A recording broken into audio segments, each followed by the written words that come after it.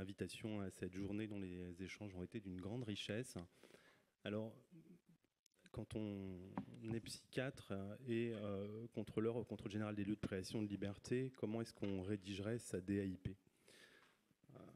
Simplement, je pense qu'on écrirait « pas de fermeture », point d'interrogation. Donc du coup, le psychiatre invité à cette journée qui doit la fermer, c'est pas simple. Surtout qu'il doit le faire très brièvement. Donc du coup, pour le dire simplement, l'articulation entre le CGLPL et les DAIP remonte au mois de septembre 2020 dans les suites d'une rencontre avec les membres de l'équipe qui animait l'étude DAIP, Nicolas Ordener, Frédéric Mougeot et le docteur Tinlan en l'occurrence, qui ont permis ensuite qu'au CGLPL, nous re-questionnions notre doctrine sur le sujet et que nous prenions la décision de, non seulement au titre d'une cohérence dans le sens du respect des droits fondamentaux des patients privés de liberté dont nous assurons le contrôle dans les différents établissements de métropole et des DOM-TOM, puisse être inscrit dans le corps de notre guide de contrôle. Ainsi, depuis le mois de septembre 2020, le CGLPL et ses différentes équipes, au fil des visites de contrôle, sollicitent les établissements pour leur connaissance des médiateurs de santé pairs, des DAIP, à savoir les connaissent-ils, les ont-ils développés et à quel stade de développement en est l'établissement. Alors, je vais parler un peu des constats, du coup, pour essayer de donner une image de la DAIP par le biais des visites de contrôle du CGLPL sur la France depuis 2 ans. Ce qu'on constate dans un premier temps, c'est qu'on est au stade du balbutiement avec une très grande disparité des pratiques. Ça a été dit, un très grand nombre d'établissements français de psychiatrie ignorent ce qu'est un médiateur de santé pair et une directive incitative anticipée. Dans ce cadre-là, nous inscrivons dans les rapports que nous faisons une recommandation qui préconise donc le développement des directives anticipées et l'intervention dans les établissements des médiateurs de santé pair. Lorsque ce développement est balbutiant, nous encourageons la généralisation de ces 2 outils de santé au sein du fonctionnement de l'établissement. Très rarement, nous avons observé l'exemple de M. Franck a pu l'illustrer, un fonctionnement qui était connu de tous et opérant sur le territoire de santé. Dans ce cadre, la question c'est, au-delà du constat, qu'est-ce qu'on peut faire et mettre en place pour que la chose s'améliore ? De notre point de vue, une certaine séquence est indiquée pour l'amélioration de l'utilisation de ces outils de santé. Premièrement, c'est sa diffusion. Aujourd'hui, on est au stade où la diffusion est quasiment inexistante, bien qu'ici tout le monde soit informé du sujet. Ça n'est pas le cas sur l'ensemble du territoire. Donc une nécessité de diffusion s'impose sur le sujet. Ensuite de ça, il est évident, nous semble-t-il, que l'information et la formation seront des étapes incontournables dans l'ensemble des établissements. Une information et une formation structurée à destination de l'ensemble des soignants, de l'ensemble des établissements, pour que puisse être connu, reconnu, à la fois l'intérêt de ces outils de santé et ensuite investi leur mise en pratique dans les différents établissements. La troisième étape qui nous paraît à questionner, et M. Ordener en a fait une allusion tout à l'heure, mais les intervenants de ce matin, notamment Mme Lefebvre aussi, c'est la question de son inscription dans un cadre légal.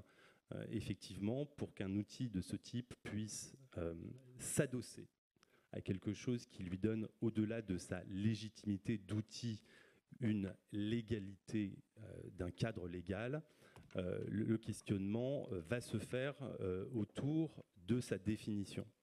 Vous avez présenté aujourd'hui, dans une grande collégialité, l'existence de 4 outils qui sont non superposables, même s'ils vont dans le même sens. Il sera à un moment donné intéressant de pouvoir produire une définition minimale efficace qui permette de définir son concept et de l'inscrire dans la loi. Le modèle des directives anticipées pour la fin de vie a été cité, il n'est pas forcément le même, mais il peut s'inscrire dans cette logique, un travail probable de collaboration entre les tenants des 4 outils actuels sera probablement nécessaire pour essayer d'inscrire quelque chose dans le cadre légal. Il est évident que le CGLPL se déclare tout à fait intéressé par ce travail de collaboration et y participera s'il y est invité. Voilà, je ne veux pas monopoliser la parole trop longtemps, la journée a été longue. Je vous remercie encore pour la qualité de ces échanges et je passe la parole à M. Cancel.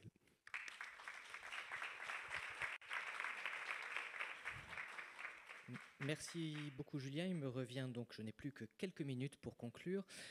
Des choses qui me paraissent déjà essentielles à dire, c'est de remercier vraiment la délégation à la santé mentale du ministère, en la personne de Franck Bellivier qui est derrière sa webcam toute la matinée, en la présence aussi de M. Risselin qui a participé à écouter nos débats toute la journée, alors qu'il n'interviendra pas parce que nous avons eu la chance d'avoir le ministre ce matin qui, en effet, a beaucoup écouté M. Risselin et a bien entendu tous les enjeux importants de cette journée et a pu justement les restituer. Donc en tout cas, une grande gratitude va envers la délégation parce que sans eux, cette journée, et sans leur soutien, cette journée n'aurait pas été possible. Et en plus, évidemment, de l'énergie, de la créativité qui a été déployée par tous les organisateurs et les bénévoles. Alors, finalement, on a posé des questions, on repart sans réponse, mais c'est pas plus grave, et c'est pas grave parce que finalement, on avait un peu une idée en parlant de mesures anticipatoires en psychiatrie qu'on arriverait à recouvrir le champ et que le champ reste aussi riche. Et on l'a absolument pas stérilisé au cours de cette journée, voire même qu'il faut retenir qu'il ne s'agit pas d'outils, il s'agit de démarches.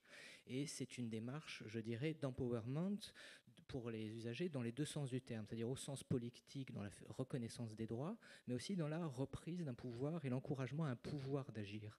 Et je dirais, et là, nous soignants, c'est de ce côté-là, dans ce soutien à l'empowerment, qu'on est dans une approche rétablissement.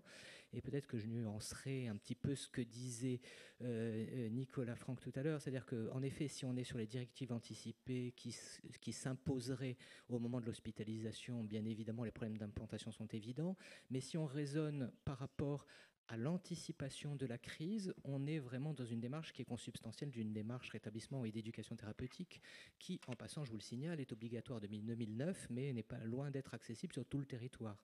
Donc je ne suis pas sûr qu'un cadre législatif suffira à rendre les mesures anticipatoires en psychiatrie obligatoires partout. Mais enfin bon, c'est un autre sujet.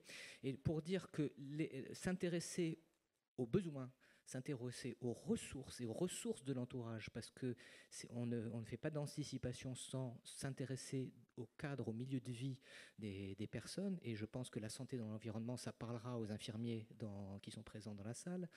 Voilà, c'est-à-dire le sujet dans sa globalité, ses besoins, ses ressources, et surtout dans une approche narrative où il s'agit de s'intéresser aux crises passées, de les restituer, de les restaurer dans une histoire, parce qu'un homme averti en vaut 2, que ce soit l'usager et que ce soit ceux avec lesquels il a rédigé ces mesures anticipatoires. Je pense qu'on est dans une démarche vertueuse qui est déjà une démarche rétablissement, et on peut commencer par ça avant d'aller se former aux autres outils. Merci.